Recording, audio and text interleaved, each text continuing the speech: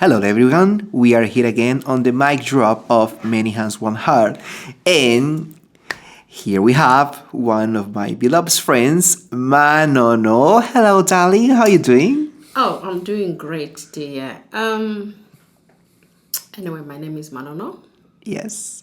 and I live here in Liverpool. Cool. Alright Manono, tell us a little bit about you. How long you been here in the UK? I've been here in the UK 16 years now. Wow, 16 years. That's a long journey here. It is a long journey. Yes. And how you feel about nowadays? I'm used. It's like home, really. It's like home, really. I'm used, really. I'm used of food. I'm used of everything that is in Liverpool. Yeah, I take Liverpool as home. Yeah, Liverpool. I Yeah, take Liverpool as home. it's a really warming places for migrants. People, I get along with people. Yes. People are so nice. Everything, really, in Liverpool. Yes. Yeah. So, Manono, you've been one of the seniors members of Many Hands One Heart. So basically, you've been here the whole story of the group. Tell us a little bit, how was the group at the beginning and how it helps the group to your personal experience? The group, it supports LGBTQI. Cool, yeah. And since I've known the group, it made me feel confidence. Good. It has made me knowing that I'm not alone.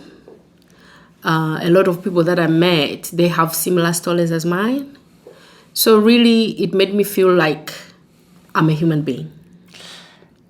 Good. I'm glad you bring that because there's something interesting we should acknowledge that asylum seekers and refugees, they are not only because they live in a zone of war or something like that. There's also people who came here because for your sexuality, you're not safe in your country. How's the situation with the LGBT in your country? I'll talk about I myself at first. Good. I'm coming from a very Christian family. Okay. And the country that I'm coming from is a very Christian country. So in terms of sexuality, we only know about the one. The other one, we don't class it as normal. Yeah. There is names that we call the other one.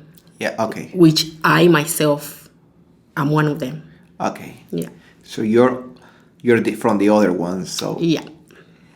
How do you know you were from that ones? I knew since I was in the kindergarten. Okay. Yeah. That I'm different. Yes. Yeah. Yeah, it's cool. So how was that process to acceptance in yourself? It was difficult or you felt... It was really hard for me to really know what was going on with me. Mm-hmm. Because you couldn't talk about it. And the name gay phrase, we didn't use it by then. So really, I myself, I was even confused. That, am I disabled? Or am I an animal? The way they call them. And I'll be listening to that. Or if you are sick even. Sick? Is it a disease? Yes. Yeah. So I couldn't talk about it or I couldn't show myself because I was scared of the way they were treating them. Yes. When I was young. And I knew myself that I'm like them. But I wouldn't talk. I could not even do it. I could not even show them because I didn't want to be called all those names that they were calling them people. Yeah, so basically since you were a children, you were thought that you were sick, you were diseased, you were something that is wrong. Is that okay? Okay. How's the legal situation of the LGBT in your country? Really, as I said, I'm coming from a Christian family and also my country is a very Christian country. With LGBT really is something that they don't want to hear about that. Okay. They don't want people to talk about it. If we talk about it, they will kill you. It will and they'll kill you. Really, they will just don't want to see you. So it's like my country when it's not illegal, but it's still persecute. Yeah. Yeah. Now, for what I know, they say like it's not illegal in the media, whatever. Yeah, of course, newspaper. but that's just in words. But really, till now, it's illegal. Yeah. I think we could agree we came from that background when a country is publicly not illegal, but in the sense or the base of the society, the homophobic is something that is accepted even in my country. For example, if you kill someone who's gay, or if you insult or attack someone who's gay, the person who's responsible for that is the gay people because they were looking for that. Is that the same that in your country, that Yes. LGBT people is responsible for the attacks they suffer because they are against the rules and against the That's true. That's the same thing in my country as well. Yeah, because they are attacking the moral of the society. Yeah. Yeah, okay. So, when you came to the UK, you were a different person. You have different feelings in regards of your sexuality. Yes? Yes. Yeah. Okay, so how's been that journey to discover yourself as a lesbian woman? Okay, when I came here, I was really pretending to be straight. Okay. I tried myself to fit in, pretending to be straight. But I knew that I wasn't straight. Coming to this country, really, it was a getaway from me. I was really happy that I'm in this country, that I can do whatever I want to do free. But when I came to this country, because of the brainwash that they brainwashed me back home, it was really hard for me to come out even when I was in this country, because I didn't want to hear those names, to be judged. All I wanted is to accept me. So because of the way I was, and some people when they were telling me the stories that, look, even I'm here, but I feel the same. I feel the same like I'm in Africa. I'm still in a closet. So that made me as well to be still in a closet. So the time that I was thinking myself that, no, for how long I'm going to live like this, I went on Google and I found out that there is some groups that they give counseling. And that's before I came out. So I went for those groups. I went and tell them about myself. And these groups, they were happy to see me. And they told me stories and they showed me that, no, you are not alone. There is people like you. They are going through counseling. But what made me... The thing that I was struggling a lot was to accept myself. I was really struggling to do that. Yeah. Because I was really confused. Am I normal or abnormal? So when I went to these groups and having counseling is when the time that I have to accept myself by seeing the others, the life that they are living and they are happy. But me, because it's I'm suppressing my sexuality. So I was going through a lot. But since these groups, when I was going for counseling before I came out, then they built up my confidence. Then I came out, I said, no, okay, this is me now. This is me now, so I can do it freely the way I want. And since that happened, really, I feel free. I feel normal. I do my things the way I want to do it. Yeah, so basically, you never came out in your country for all the beliefs. And you were scared and struggling with yourself because you don't know who you are really. Yes. And even when you came here to England, with all the freedom we have here, with all the stuffs we have here, yes, you're still struggling to accept yourself because you still don't have clear who you are. Yes. Or even if that's a sin, or even because you still have that thoughts from your country. I still have it, and to tell you the truth, the way I've seen it, even the professionals, they are making me to be fear of my sexuality, for not knowing myself, who am I, because of the professionals, the way they're dealing with people from Africa, or I can say people from outside England, the way they don't believe them. So it made me feel like, oh, so it's true that this is not exist, or my sexuality is untrue. Yeah. I think it's important that what you say, because you seek for assistance, Yes. but it's important to recall you seek for assistance not because you want to cure yourself, but you seek for that because you want to know what's going on with you. Yes. You were confused, you were off focus, so you want to keep all your thoughts in order. So then there you discover you were lesbian. Yes. And I think that's really, really precious, because sometimes people tend to blame people on the closet, Yes. but they don't know their backgrounds. Yes. You know, being on myself on the closet, but I came out really young.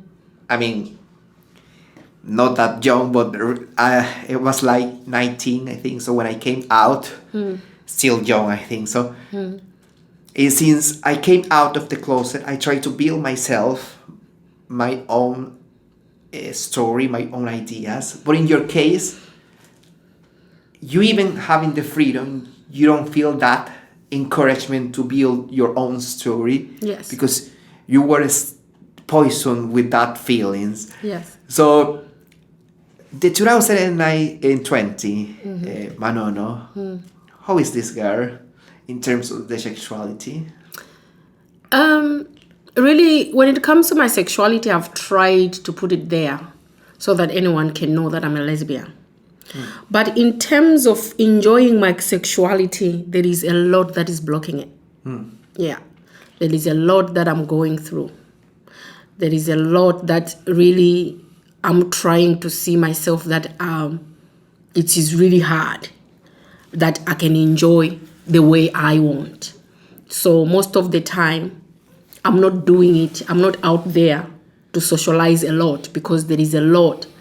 Financial, it's blocking me that I can, because if I'm in love with someone, really, I want to enjoy like the way other people are doing it. I want to exchange gifts, we want to go out, but there is nothing that I have that I can make the other person. And also with the status that I have, because I've got no papers. Yeah. It's hard to find a relationship because some people, they want to know if you are allowed to be in this country. So if you're telling them, oh, I'm a asylum seeker or I'm a failed asylum seeker, they'll leave you because they'll see that you're going to waste their time. Yes. Thanks for carrying on that. And yeah, I've been in that situation when you think when you have no status, you're no one here. Basically, you feel you're no one here. Yeah. Even if you had a big supporting network, in the reality, you don't know if tomorrow you will be here. Yeah. You don't have anything for granted. Yeah. And I was telling in my interview that I'm 28, and I never had in my life, I never received in my life roses or chocolates from a guy. I never been able to go out and have a date. I never been able to holding hands outside in the street. And I'm 28 and still feeling I cannot do that for my current situation as asylum seeker. Yeah. And I think you are in the same position. I am on the same position because, to tell you the truth, Adrian, I used to be in a relationship. Yeah. But this relationship is the professionals who ended up my relationship. Oh. Because they had to discriminate my girlfriend that you are not a lesbian. Yet I'm seeing the person. And now my girlfriend, she's going through mental health problems because she's like, what do I really need to do to show them that I'm a lesbian? Yes, that's a really delicate... and this happened in this country. I know, that's delicate because you and I, we do activism on LGBT asylum seeker circle, and we hear stories that you say, is that even possible or true? I mean, it's unbelievable how sometimes, like you said, how can I prove I am LGBT? Or how can I prove something else? And it's difficult sometimes because even bringing some evidence, the Home Office don't believe you or the judge don't believe you. So it's horrible when you don't have a certain evidence that evidence could be taken like a fact, or this is not enough. I mean, Yeah. I'm not sure if we can say this I'm not sure if we can say this on Say it because but we're raising awareness through this Yeah. podcast, But- and we need to talk what is like what we are going through, because what I went through, for me now, not talking to my girlfriend, she left me, and the left that she left is like, oh, I don't know what I can prove to people that I'm a lesbian. So because of whatever is happening in this country, it has made me to fear more of my sexuality. I'm struggling. I don't even know what to do now, because if in Africa, I left Africa just because of that, knowing that I'm coming to the country that they're accepting LGBTQ, and I'm coming here and it's the same thing. I don't know whether it's because of my color. I don't know whether it's because I'm coming from Africa. I don't know how I can do it for them to believe me. And to tell you the truth, sometimes when I was sitting down and thinking, I don't blame people in Africa. I don't blame people in Africa why they don't accept LGBTQI. I don't believe them. I don't blame them at all. Because when I was growing up in Africa, I used to go to church, and I grew up in a family that they believe in God. And when I was growing up, I started to know that, this is Church of England. That's Church of England. Those Church of England. So many churches, they are Church of England. And those churches, they teach us they teach us Bible. Yes. And they were even giving us Bibles for free. And when you go through the Bible, our sexuality is not there. It's abomination. They said Sodom and Gomorrah. And in Africa, they're believing that. Yes. You understand? They are believing that. Yet I come to this country. When I come to this country, I continue going to church in this country. It's when I learned that this country, they accept LGBTQ, which I'm one of them. And also they accept to marry them in church, which cannot happen in my country. Yes. Which cannot happen in my country. So if I'm taking my girlfriend, this is my girlfriend, and they're telling, no, you can just take a friend from outside and you bring here and you said this is your girlfriend. Really? How can you feel? Yet you've run away from that country, which they'll criticize you, discriminating you. Yes. And you're coming here. These are the professionals. These are the professionals that they're telling you, we don't believe you. How can you feel? Yeah, I totally get your point. And I don't want to get introduced in the religion things because I'm not a believer. And honestly, I don't have any respect for the churches as institutions. I respect if you believe, but I don't respect the institutions for all the damage they do to the LGBT people. And I mean, for me, religions, I know this is not the place to talk about that, but for me, religions is just a business. And especially in Africa, when you see these massive events, when they do miracle, let's say, and people buy that because they need to believe something. And when they fall in that stuff, it's more easy to control their minds. And it's just unbelievable how they control their minds, not only for the economical reasons, but to thought the moral they want. So, as you are Christian here in England, how do you feel about you as a lesbian woman and your beliefs? Me as a Christian, I'm really happy to be a Christian, because this is something that I was born with. This is something that is in my blood. Yeah, coming here, I continue with my Christianity, but not my sexuality that I've even tell my own people in the church, because I know that they have that Christianity mentality that they won't accept me. Because sometimes I'll be sitting in the church and they'll be, there is no gay marriage, no this and that. I'll be talking a lot, but I know myself that, okay, say it, but that's not the way I am. Me, I'm a gay person. You understand? Okay. So for that one, really, I don't count. But what I'm counting is to accept me the way I am. Just to accept me, that will make me more happy if you will accept me that I'm a lesbian. Okay. So if I'm asking for protection in this country, Definitely, if they are protecting me, that means my church will understand. But if they are not accepting me, if they are not protecting me, how can my church going to understand that? Okay. Right. That's interesting. I'm not sure if you are happy to share which church are you going. To tell you the truth, really, I cannot share my church where I go to. Yeah, it's this one is got. I'm sure it's got nothing to do with my church. This is something to do with my sexuality. No, I'm bringing this because doing activism, I've been invited to many LGBT Christian groups, and I always say no because I say, honestly, I'm not gonna see any help in myself going there because I'm not a believer. But there's people like Sam, for example. He found a lovely community on a church. Yeah. In an open LGBT table on Sandbridge Church, and he's a Christian. Yeah. And I'm not sure if you're happy to discuss this. Yeah, no, it's this church. It helps. It's for LGBT people. Also. Yeah, it is. This not mine. The one that I go, but this is the one that one more member of us that I know. Oh yeah. Goes a lot of members. They go there. It's a church that they help a lot. And they do understand about what we're going through as migrants in this country. Yes, exactly. Yes, mostly asylum seekers. And they take part. So the church that I'm talking about, it's far, far away to do with that.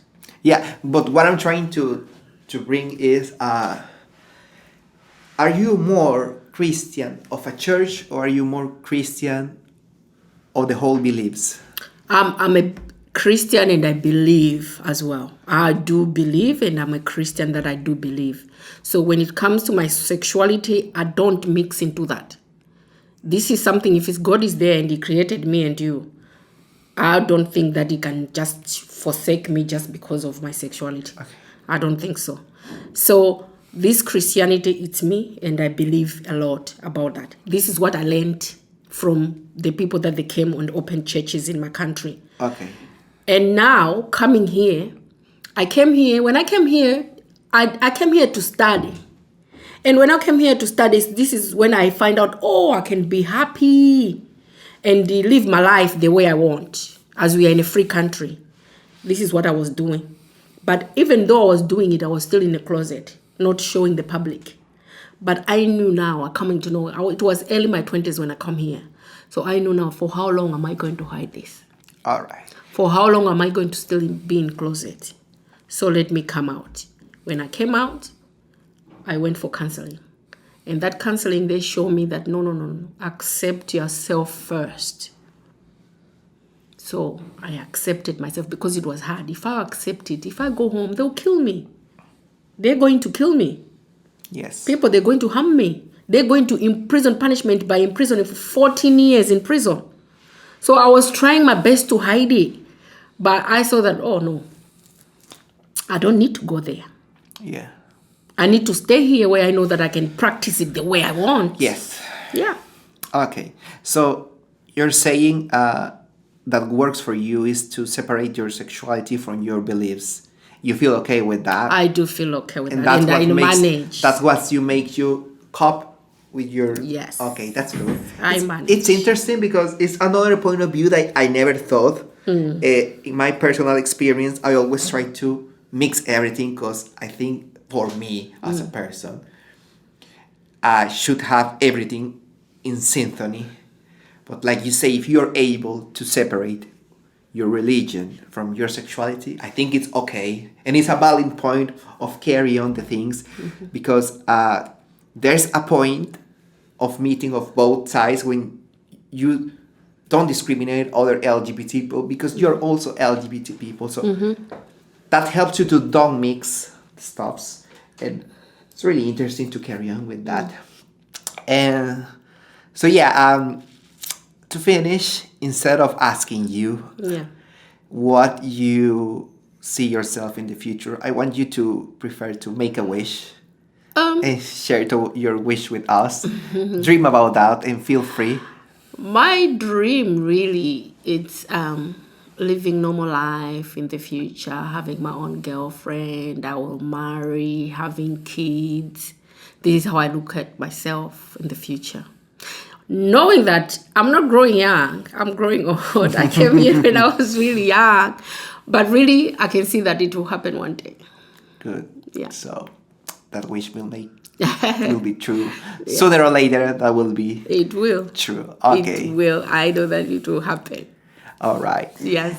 Thank you so much, ladies and Thank gentlemen. you very much. Thank you so much, Joyce, again for being with us, and we'll see you next time. Thank you.